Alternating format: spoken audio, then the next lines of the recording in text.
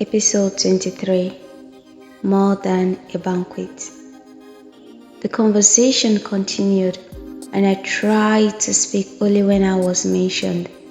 His consistent stare was deafening my reasoning. He adjusted the musical conversations as they deviated into ministry. Sam asked, "Sir, when you are called by God, does it mean you are automatically called into ministry?" He smiled. There is a message by Apostle Joshua Solomon on his message during Feast of Esther 2021. He said, "Our call is unto Jesus, not unto ministry." The empowerment of ministry comes when you are sent, not called. So you can be called and not sent. Luke chapter 10 verse 1 says, "After this, the Lord appointed 72 others and sent them 2 by 2 ahead of him to every town and place where he was about to go." The call we receive as believers is the call to Jesus, not ministry, foremost. When God called you, He made you. He called you to Himself, taught you first all you need to know, and built you. Yet, not everyone called is sent until after an appointed time of making. Now, many people assume that immediately God called them, they were already sent. But no, we need to understand that there is a season of making, a season where the Master makes you. Empowerment for ministry comes after you have been sent, not when you are called. The empowerment is an impact of being sent. It is risky to send yourself. Fulfilling our calling takes a long time, and sometimes embracing the waiting periods is hard for many, and therefore many live without fulfilling that which God sent them to do. Staying with God is the proof of a believer's maturity. I sat there amazed. He wasn't just their music leader, he was their mentor. As young as he looked, I could say Sam is older than he is. Yet, I watched how humbly he submitted to wisdom. I couldn't help but ask myself a second time, was I sent for the ministry I was running online or not? What was my proof? I had a leading, a persistent push, and this was after several years of working with God. I wasn't famous, but we weren't striving. I had a good publicity team, and we host annual events where we do sisters giveaway and fun fairs. This was a part of me that I missed so much in Sokoto. I was hoping to travel back to host this year's annual event, but I didn't know how possible it was going to be. This was my own ministry, and God's grace have been evident for me. While we were still discussing, a male chef walked in and whispered to him. Afterwards, he ushered us to the dining room where dinner was served. It was only 5 p.m. by then. The banquet comprised jollof rice, salad, fried chicken, fried plantain, and a bowl of fruit drink. It was an 80th feel. I wasn't expecting this either. Does he still need a woman in his life? I couldn't help but ask myself. We ate our fill, and afterwards, I suggested we help with the dishes. Nancy and Queenie helped pack the dishes to the kitchen.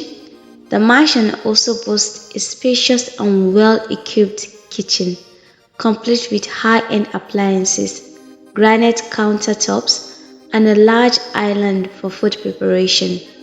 The kitchen is large enough to accommodate multiple chefs. making it ideal for hosting lavish parties and dinners. You're beautiful, Mara. Nancy broke the silence between the three of us. I smiled. Thank you. And you are also beautiful. I complimented. She is beautiful. All of them were, and I couldn't help but feel like I barely fit into their midst.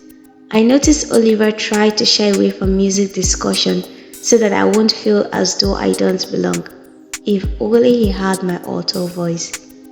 I was just trying to follow Laura's advice on not talking much.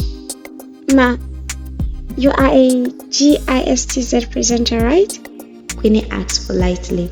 Yes, and let's say away with the map, please. Simply Ella. They nodded. What has been your biggest challenge as a presenter? Have you ever had a guest that made you feel uncomfortable, considering they are all celebrities? I smiled. Yes, I had one. I guess I wasn't expecting the person, and it was also my first time on the show. Laughing excitedly. Wow! I could only imagine. Who was that, if I may ask? Your boss, or should I say mentor? I smiled, both laughing. He has that first time impression. He has never introduced anyone to us the way he did with you. You must be special. I gave them a weak smile. They have no idea what that word means. The remaining section was amazing. It was purely worship. So this was how he did it. Everyone will raise a worship song, each for a few minutes. It was purely worship and chant. I still wasn't expecting that. I was glad he started with himself, then Sam, Nancy, Martins, Queenie, Josiah, and the list goes on until it fell on me, the last person seated next to him. How did that happen? After we finished washing the dishes, he called us from his music room. Nancy and Queenie led the way. They were already seated. Martins on the piano, Sam playing the bass guitar softly, and he, Oliver, was singing worship. I happened to sit last, and the seat left was the one next to him. I was immersed in worship before it came to my turn. The atmosphere saturated, and for that moment, it felt like I alone was worshiping in my room. I was conscious that it was my turn, and the song that fell on my turn was one of his, which he titled Worship. We had quality time in God's presence that evening, and the meeting came to an end around 8 o'clock p.m.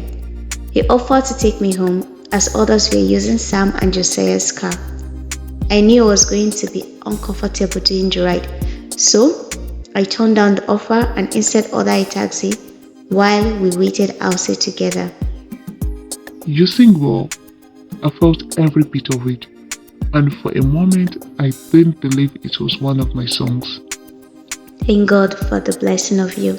You bet it, and we are glad to use it as the key to God's throne room. I reciprocated the compliment.